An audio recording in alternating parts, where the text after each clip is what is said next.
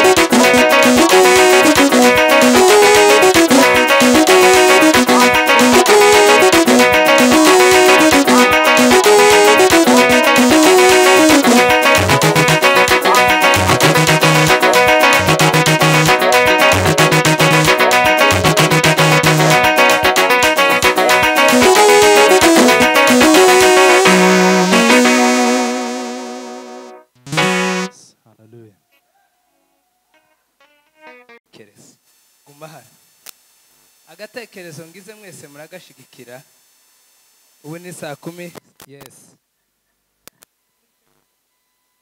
yes ubu ni saa 10 n'iminota 49 saa 12 na 49 kandi ntawotangira ku minota 49 kugira ngo umuntu abare neza ngo niba yabwirije 5 cyangwa 10 nuko atangirira wenda kuri 50 cyangwa 40 sibyo none irangiza uyu munota kugira ngo niyuzura 50 mbone kubwiriza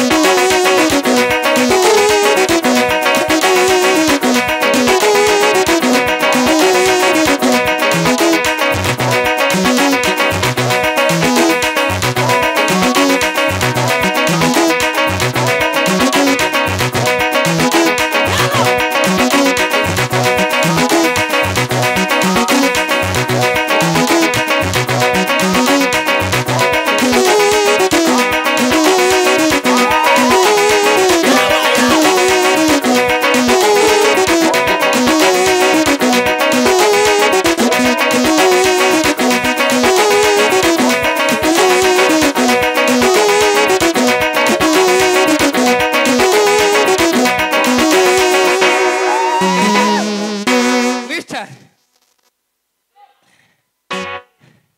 mani baho umugisha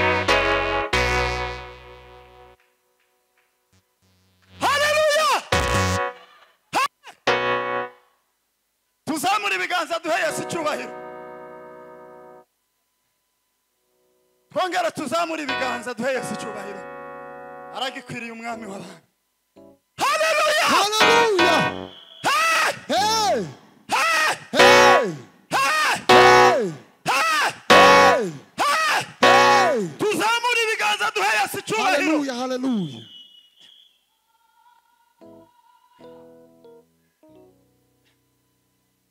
tuzamura haleluya hey hey hey amen amen ngiye gusoza turashima Imana ko iduteranije hano kuri uyu munsi mwadutumiye muri benshi no nakayore bari badutumiye ariko imbaraga ziza gufata hano gusa abantu ba umoja amasaha mwayigije inyuma kandi izuba nabonye hano Nairobi utarishizeho igitaramo wonywa inzoga ko muraseka izuba nabonye Nairobi umuntu atagize umwete w'igitaramo yonywa gakonje kurumva mukabo tuzamureze cyubahiro ko murumva mwabasore eri kurumva wumvise rwomo izuba nabonye Nairobi sema haleluya haleluya utagize umwete w'igitaramo uzokomera ndashimira Imana yo mu ijuru rero kubw'abavandimwe twazanye Revera Kwizera Kamusore Kanyambo Ruboneka Aimable ndetse na Daudi n'umuvandimwe uriya ni mu protocole yakoze igitangaza Charles Imana yo mu ijuru imuhumugisha sema haleluya amen hanyuma ntimufite amatsiko yo kumva Revera murayafite nanje ndayafite sintinda rero njewe muramenyereye sibyo muramenyereye none ndahevye nayengize ngo baravuze ngo baramenyereye na mwikanisa n'amakosa twishimiye ikaze ryanyu twishimiye ba bishop bombi Imana yo mu ijuru ibahumugisha murabizi ko mbakunda kandi muranamzaye taco bitwaye muza munyereka urukundo ubushize twahuriye na bishop mwivuga butumwa mu Rwanda tugirana ibihe byiza azanyandikira nanje nkamwandikira ejo bundi naramutumiye mu giterane arambwira ngo araza kubera ko ari bishop nzi ko agira akazi kenshi tiyaje ariko nta mutima mubi ngufitiye Imana yo mu ijuru ihimbazwe sema haleluya haleluya ngiye kuvuga umwanya mutoya natangiye saa 12:50 ubu hashize 5 na yindi yose twaza tuzina nayo nazanye ibwirizamo kwa kundi naza nirukanka duca mu bakristo kuriya twaza tubwiriza tubwira abantu bataza basirimba ko nabo byobabera gusirimba iriya ni message twaza dutanga kandi nti muturushaga ibiroga nta nubwo tubarusha ibiro twese turangana buri muntu ibyo apima ntawe ushaka kumenya iby'undi ariko guhimbaza Imana ntawe bitabera reka ntange haleluya haleluya ndabasaba kwikiriza sibyo kunda kuvuga amazina y'abantu uwo mvuga nta mutima mubi no bigirira mukakuriya nahamagaye Eric na Mukabonke nta mutima mubi hari kibazo dufitanye Mukabo nta kibazo sema haleluya haleluya dusome ijambo ry'Imana umwanya mutoya hanyuma tuze kumva Revera nanje mfite amatsiko Bibiliya iravuze Abaheburayo 11 ngo kwizera no kumenya rwose ibyiringi gudashidikanya ko bitazaba kandi niko kuduhamiriza ko ibyo tutareba ko ari iby'ukuri icatumye abakera baguhamya neza nuko bari bagufite eme ndasubiramo munyikirize yeme umwanya mutoya ngiye kumara hano hanyuma tuze kumva Revera kwizera nukumenya rwose ibyiringirwa udashidikanya ko bitazaba kandi niko kuduhamiriza ibyo tutareba ko ari iby'ukuri. Icyatumye abakera baguhamya neza nuko bari bagufite eme. Hanyuma abarangije gusoma ngo bumva Bibiliya muvuge ngo haleluya. Hallelujah. Ndavuga umwanya mutoya, iminota isigaje ni jewe uyizi. Iyo twavuganye n'umuyobozi wa gahunda ndetse sinayigeze, yambaye iminota 20 maze gukoresha 7, hasigaye mikeya. Iyo maze hano, iyo nsigaje niyo mikeya. Tuvuge ngo haleluya. Hallelujah. Bibiliya ijambo ry'Imana iravuze ngo kwizera nukumenya. Iyo umuntu atazi, iyo hatariho kumenya, nta kwizera kuba guhari. Definition yo kwizera niyo ngiye kubabwira hanyuma nicare. Twovuga ngo haleluya. Hallelujah. Nari mbasabye ngo munyikirize muvuge ngo haleluya. Hallelujah. Musubire ngo haleluya. Hallelujah. Ukuyemo kumenya nta kuba guhari. Ariko kwizera wongeyemo kumenya niko kwizera nyakuri. Muvuge ngo haleluya. Hallelujah. Mu buzima busanzwe umuntu yoza akakubwira ngo uzigishinwa akabikuziza ngese kubera ko utari kumva igishinwa, kubera ko nta hantu wabanye n'umushinwa, nta naho wizigishinwa, nta woba kurenganyije kubera ko ntubizi. Ariko ikintu umuntu aza gihagararaho bakakubwira ngese ikintu urakizi mu buryo wokizira, wopfa uzirika ikintu akakubwira ngo urakizi.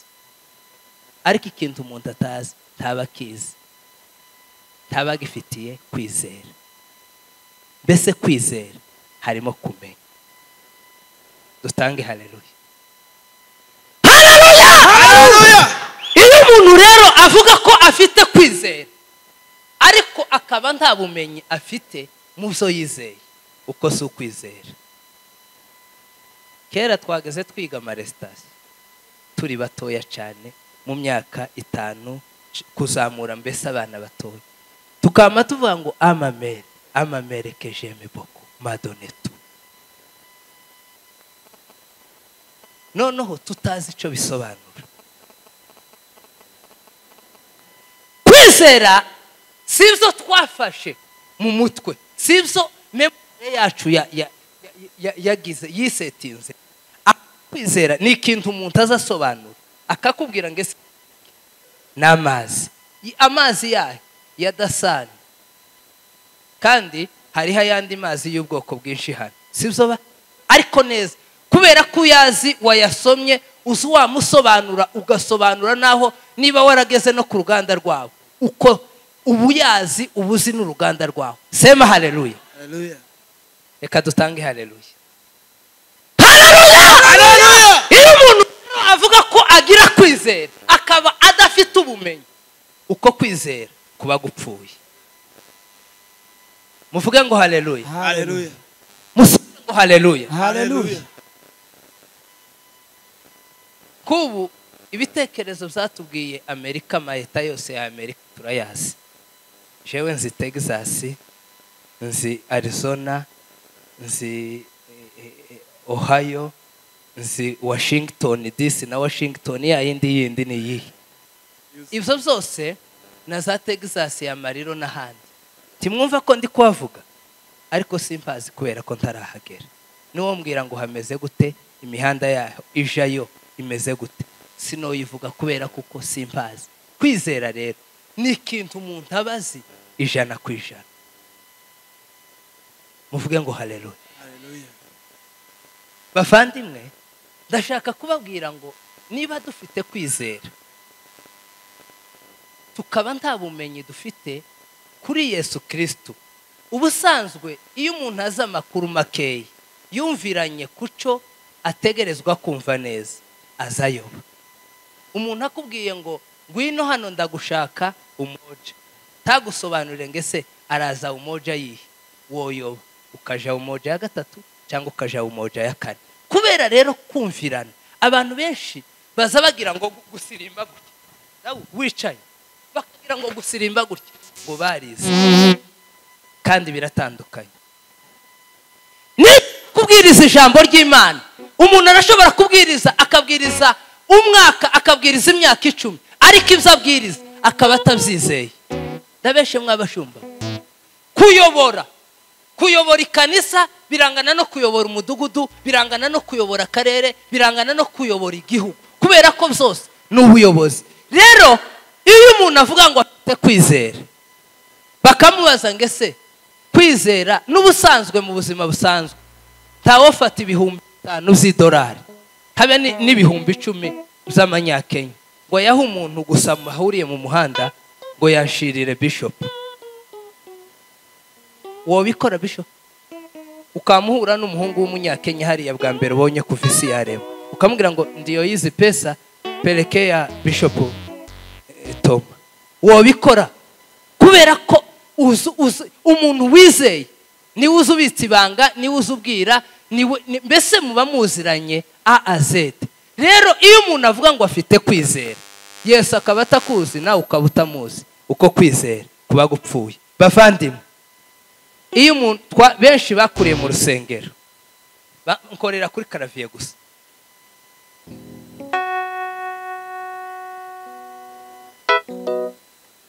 Agasirimba ukore kuri karaviye gusa ucuranga agasirimba.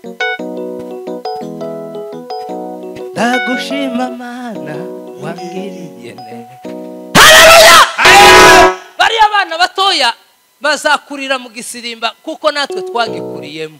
Umuntu azakura akamakura sirimba akageza imyaka 30 bakamubaza ngo ese wakijijwe ryari, wakijijwe iki, byagenze gute? Kubera ko nta kwizera afite, ico yizeye atakizi neza akamabura ibyo sobanura. Bavandimwe, agakiza ntabwo gahuriye n'umuco. Tuve mu mico y'ahantu twakuriye. Umuntu niba uriya muhungu afande, niba mama wiwe ari pasiteri na papa we akaba ari bishop, sema haleluya. Tibivuze ko na afande azaba pasiteri cyangwa azaba bishop. Tibivuze ko agakiza ka papa wiwe uriya muhungu wiwe kazamufata. Yego amashereka yonse mama we arimo kumusengera yogira umugisha akamenya Imana, ariko kandi kumenya Imana ni uruhare rw'umuntu abanza agatekereza akavuga ese iki nkurikiye ni iki. Kwizera ni ukumenya. Iyo umuntu atamenya ntaba yarizeye. Bavandimwe, mwizeye umwami Yesu, mufite amakuru ki kuri Yesu? Amakuru mufite arahagije cyangwa birashoboka ko mwoba mwarafashe amakuru adahagije? Abantu bakaba barayobeye mu rusengero, niyo mpamvu umuntu azamara imyaka 30, umwaka wa 31 bakavuga ngo kanaka ngo basigaye bamukiye ku burozi. Ntabwo yari yarizeye, ahubwo afite amakuru adahagije. Ndifuza ko abakristo bene data turi kuja mu ijuru dushaka amakuru ahagije kuri Yesu. Umuntu azakurikira Yesu avuga ngo uyu Yesu nakurikiye hata waniponde kama misumari, sinzasubira inyuma, sinzatakaza ico nahawe, sinzatakaza ico nakiri. Ni wizera neza uzagera kubikomeye. Ijambo ry'Imana ribaga. Amen.